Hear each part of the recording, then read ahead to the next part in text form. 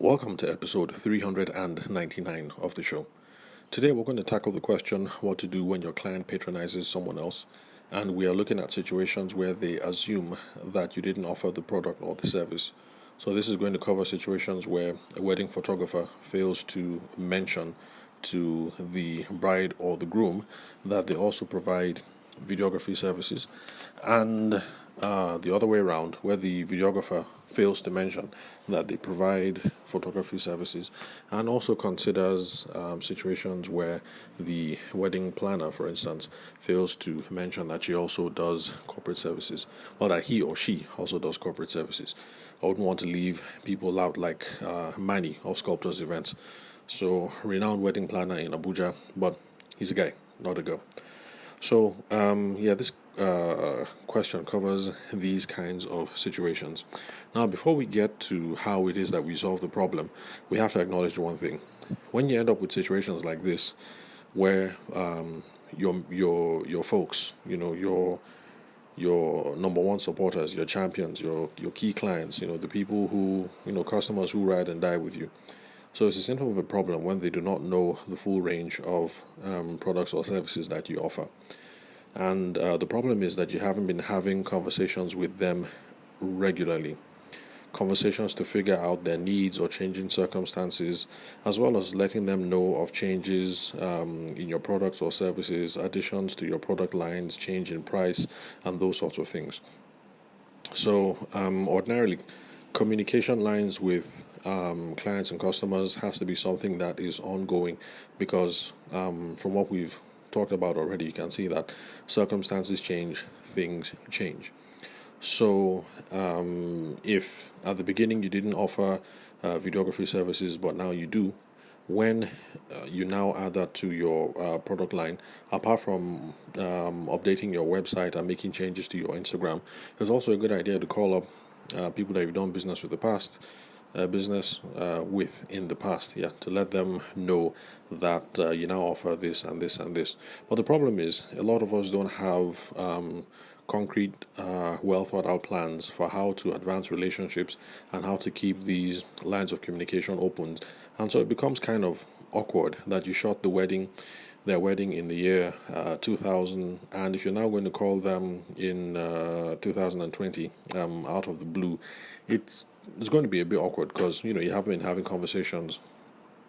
You haven't been having conversations with them, and that's something that we ought to fix with the business, with our business process. And of course, for those of you who've been listening to the show for any length of time, you'll know that these are some of the things that we advocate here on the podcast, and that's why we talk about having conversational techniques for moving things along, as well as having a sales framework to not only figure out what it is that people need, what they want, and their changing circumstances, but also a communication plan for keeping in touch with them over the long haul. So, so that's it. It's a symptom of a problem, because you guys, you haven't been keeping in touch with them, and you haven't had a plan for building relationships and having long-term communications with them. Now, if you have these sorts of systems, frameworks, or if you have this kind of business philosophy in play, then that should be enough to stop this problem from occurring. For most of you, that's all things being equal. Assuming that your product or service doesn't suck, or assuming that you don't have a huge fallout with them. So, if all things being equal, and if everything is good, if you have this sort of philosophy or business process, communication process in play, then we shouldn't have this situation where your clients up and go and get the service from someone else. So now let's assume that the problem has already happened. What is it that you're supposed to do next? For those of you who've been listening to the show for a while, I'm sure the answer is obvious. You just broach it in a simple conversational manner, which is precisely the reason why I advocate using the phone or face-to-face. Because trying to tackle this over a WhatsApp or an email or any text-based media is going to be dicey, tactless, and maybe confrontational, depending on how you word the WhatsApp message or the email. It might come across as accusatory, kind of like how dare you buy from somebody else, sort of. I mean, that might be the vibe that you'll give off. But if you're having this conversation over the phone or in person, then it's a lot easier to handle. So you just broach it in a simple conversational manner. So anything like, hey, I noticed XYZ. Let's assume that you saw the Instagram handle where the videos were up, and then you notice your competition's logo, or you notice the other outfit's logo. Then it's just a simple thing of, oh, congratulations, oh, Kunle is 2 years old already. Oh, I had no idea. I just saw the stuff on Instagram. Oh, I had no idea that you guys were in the market for XYZ. Sorry, I mean, in this case, okay, we've already started using wedding videography. So let's just, sorry, not wedding videography. We started using a video example, so let's just go with that. So I had no idea that you guys were into video. The last time, during the wedding, you said you guys didn't really like video, and so that's why we only focused on photography. But anyway, so I hope working with them was cool. How come you guys changed your mind about video? Basically, these kinds of questions are to figure out what the opportunity is, because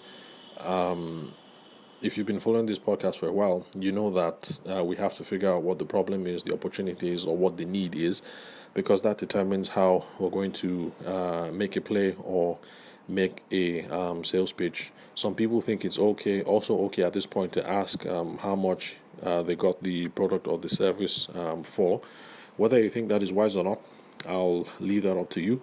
And then, so at this point, that you can also mention that you now offer that product or that service. So you now offer video as well. Then you also have to give yourself some brain, in quotes, as we say here in Nigeria. If there are no switching costs, because some products or services have switching costs involved, installation cost, maintenance cost, things like that. So if you have a product or service where there are switching costs involved, I mean, basically that means that if the person is going to suffer some inconvenience, if they have to switch from you to the other person, then it might not be a good idea to make a play to get their business. But where there are no switching costs involved, like in this case, we're talking about photography or videography, there's no switching cost. It's really to switch would just mean all they have to do is call up somebody else and pay the money to another account. Especially since in this situation you have had a prior relationship with them before, so it's not as if they're going to try to build a relationship with you from scratch, and it's not like you're going to have to prove your credibility from scratch. So in this case, photography and video, and I'm assuming wedding planning, there is no switching costs. Let's see what else. Okay, so yeah, if there's no switching costs, then the goal is to get them to switch over basically. But then if they are locked in because there are switching costs, then you have to try to get a referral from them, which should be easy to do because you have prior trust. So you might have lost out on this transaction, but it doesn't mean that you have to lose out on the back end from from referrals and recommendations for other parties. So for those of you who do alternative energy solutions like solar panels and stuff like that, or maybe you sell competing technology, maybe there might be a switching cost. Involved, because you might not have paid for just the solar panels, but for other other things and other services as well. Okay, no, solar panels, no, that's not a good idea. Okay, but competing services. So let's say you didn't just buy the machines from them, but you also bought routers and routing services and stuff like that. So in that case, there might be switching costs involved, and so if that's the kind of situation, then my guess is that you probably just have to assume that you've lost out on that revenue and see how you can focus on referrals. So that's pretty much the approach that I recommend for this kind of situations. Now, the reason why I bring this up today is because I noticed a post on the gram where they were tackling this these sorts of issues, and the recommendation on this other person's post basically was to ask questions and figure out what went wrong, and then to try and remedy that. which is a good idea, because if you figure out what it is that went wrong, that's in line with the post that we did. Sorry, not the post, the podcast episode that we did yesterday. If you figure out what went wrong, whether they got this, they decided to patronize someone else because you had crappy customer service, or there was a problem with your products, stuff like that. Those are the kind of scenarios that we covered yesterday. So the take kind of was that if that's the reason why they left or why they look for someone else, then if you plug that gap, you should be okay in the future, even if things do not, even if you've lost out on this particular client. So that makes good sense. And if you want to hear some more about those kind of situations, I think that was what we handled yesterday or maybe the day before. But for situations where it just happens to be that they didn't know that you offered ABC or XYZ, this is kind of the framework for broaching it. Simple conversational manner, just reach out. I had no idea. I offer this as well. What made you guys interested? How much did you get it for? I love and respect you guys. Wouldn't want to lose your business. Have you thought about switching over? Basically, that's the attitude anyway. So, yeah, so that's it pretty much. So, thank you very much for listening to today's episode. I'm your host, Abuja based sales consultant Tavishima Ayede. Thank you very much for your time and attention. I'll catch you guys at the next recording.